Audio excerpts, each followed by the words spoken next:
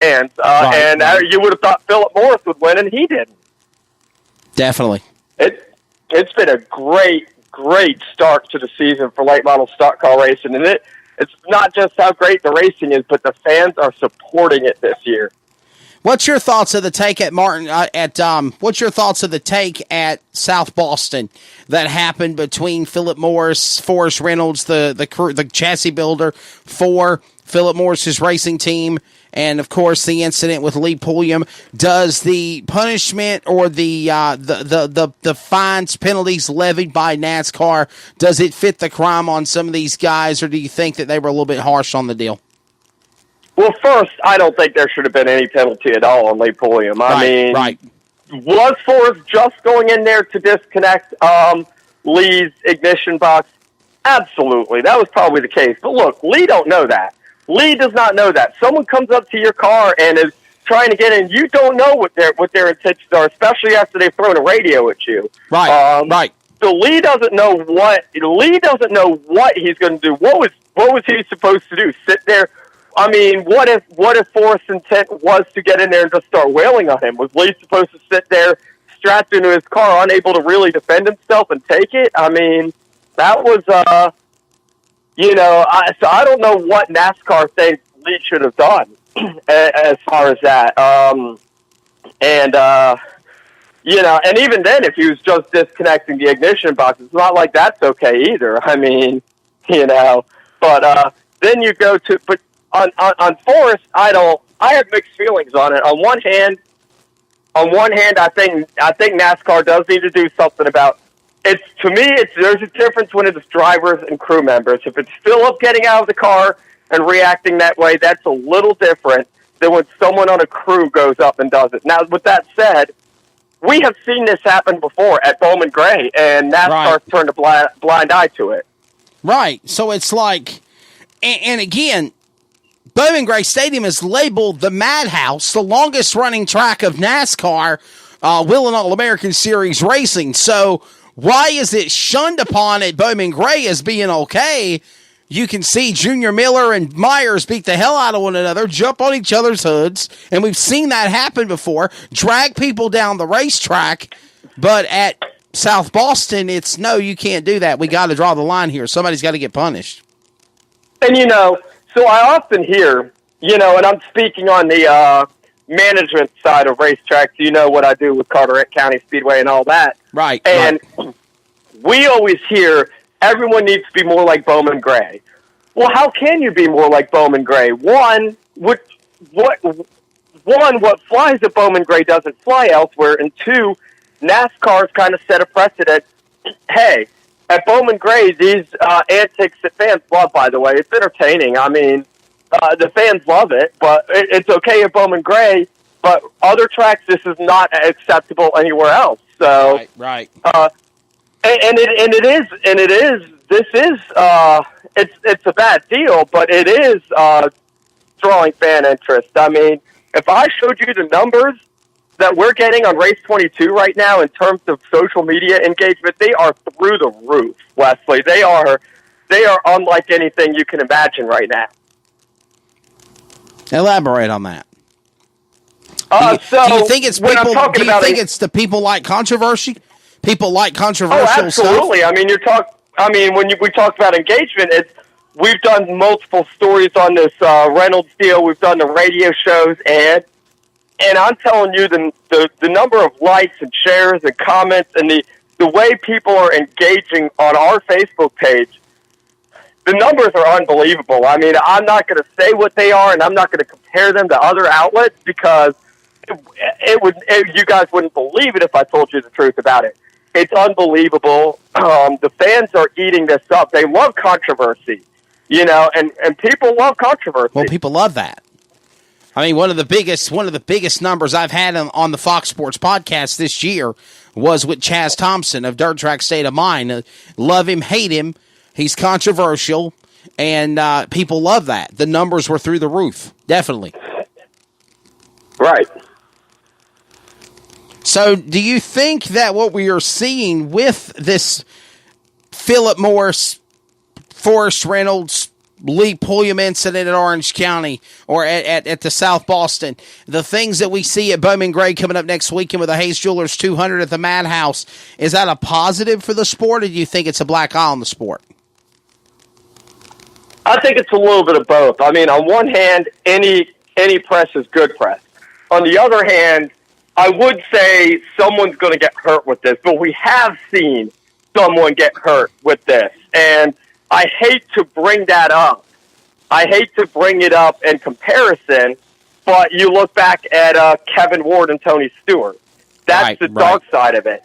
Someone has gotten hurt with this. We could see that again. I mean, and if it's going to become common for someone to go into a car, to run up to cars and jump in during red flags. Exactly. I mean, we don't know Lee doesn't know what Forrest is going to do. There are other people in the sport. You could take someone who is a known loose cannon, who is known for fighting, and put him in that situation. He jumps into the car, and then what? Right. I mean, and at what point do drivers say, to get a little ridiculous about it, but not really, do drivers sit there and say, you know what, I'm going to keep a gun holster in my car in case someone comes through that route? Well, NASCAR made it clear you can't drive off. So what is your line of defense if that happens? And I can see so many scenarios in which someone could get seriously hurt with that. My question is this. Do you think that NASCAR punished Lee Pulliam because he dragged Forrest Reynolds down the racetrack? Or was it a matter of, let's be honest, Andy, Lee Pulliam has been in the center of controversial before with NASCAR. We've seen Lee Pulliam lose his temper on some things before. Not saying that he did it this time. I really feel he was in a situation where he had to do what he had to do. When you're driving down the road, I think NASCAR's penalty was for him driving off that way with Forrest in tow. I mean, if it is for something else, it would be unfortunate. If it is, they're going to say, if it is that they're deciding, well, Lee instigated it by wrecking Phillip. Intentional or not, I don't know. Phillip says it's intentional. Lee says it's not. And that's another question then is, are we suspending guys if they wreck someone? I mean, there's so many. I don't agree at all with any of the way NASCAR reacted. I get that they had to fine Phillip because they had to hold someone on that team responsible. And to me, you do have to hold the driver responsible for his crew, especially when his crew's unlicensed. I got you. Crew chief's unlicensed. But I don't agree really with anything NASCAR did in this. I mean, I hate to say it. I don't agree with it. I think they set some precedents this week, and I don't think these are precedents that are going to be followed through for that matter. I don't think if we see this again, then we could see this at Bowman Gray, for example, and we're not going to see the same type of punishment. Wow. So you're saying it's not fair. What's good for the goose is good for the gander, so to speak. To me, there needs to be it goes to a larger problem in late model stock car racing, too, is the sanctioning body has not really operated in a governing role the way that I think they should. You look at their rule book, and there's a NASCAR Wheel and All-American Series late model stock rule book, and there are two NASCAR tracks within an hour and a half drive of my house. They're within 45 minutes of each other. If you break a few traffic laws trying to get there, that is.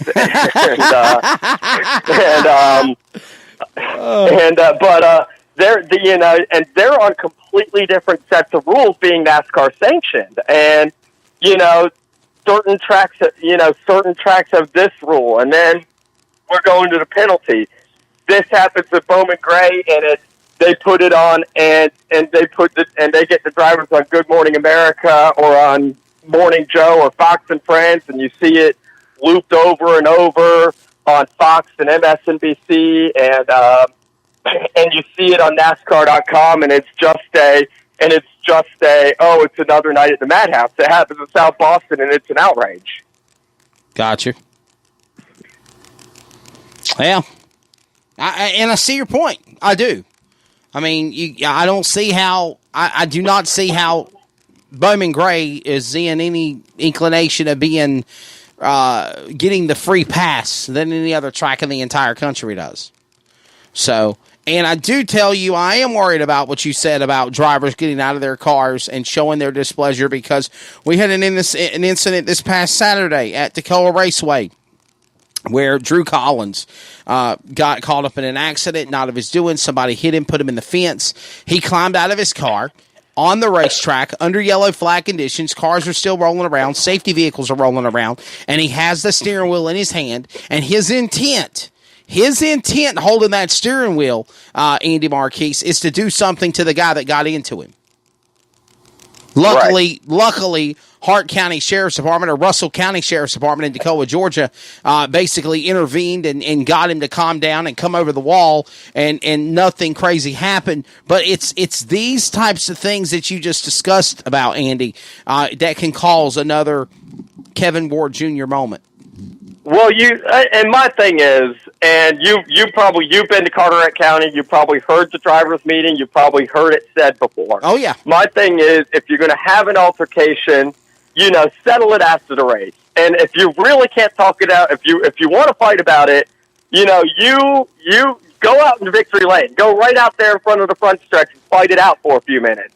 And do it in front of the fans if you're going to do it. Yeah. But using the cars as weapons, or trying to go after drivers who are in a position where they cannot defend themselves. You've spent time in a race car. I spent time in a race car.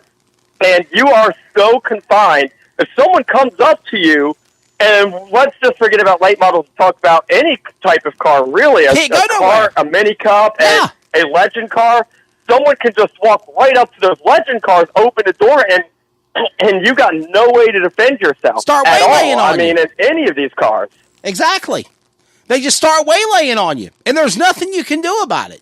And now it seems like, and I'm not trying to say anything bad about NASCAR, but now it seems like it's, you're a sitting duck. You have to take it. So again, obviously the cliche was Forrest Reynolds is going through personal problems in his life.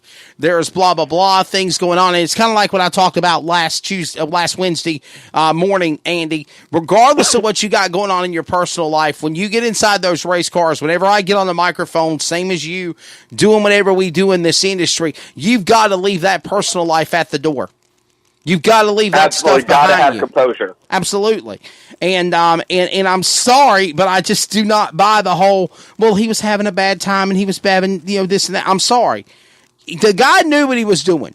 When you maliciously jump over the retaining wall and you're about to jump over the wall and you tear off your earpiece to your headset, to your radio, and you throw it, and you hit a driver's windshield, you know what the hell you're doing. You can't tell me that you're, unless he blacked out, but I really don't see him blacking out, because he even said point blank, Andy, his intent was to go to the passenger side of the car and take out the ignition box because he's seen it done before. So that shows you right there, he knew maliciously what his intent was. Right. And it's worth noting it happened before at South Boston and Lee Pulliam. I think Kathy Rice did explain that it was two drivers, and that was the difference. And I see that difference, but again, I think that I see that she did answer that, but I'm not sure I agree with the answer. I don't think that a crew member, it is a little worse when it's a crew member than when it's a driver, but I think if two drivers have beef, they need to settle it on the front stretch with boxing gloves.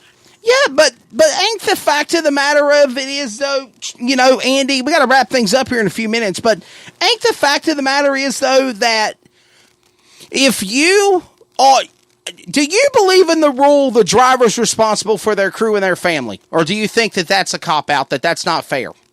I actually do believe that. I think that, I'm not going to elaborate on it too much, but there's a situation, there's a situation at our track that is going to have to be handled this way. And what it is if you've got a crew member who has a problem, I do believe you hold the driver responsible to a degree. How much of it, I don't know. I mean, but I think that for example, if you have a crew member who's consistently mouthy, consistently in altercation, or if you've got multiple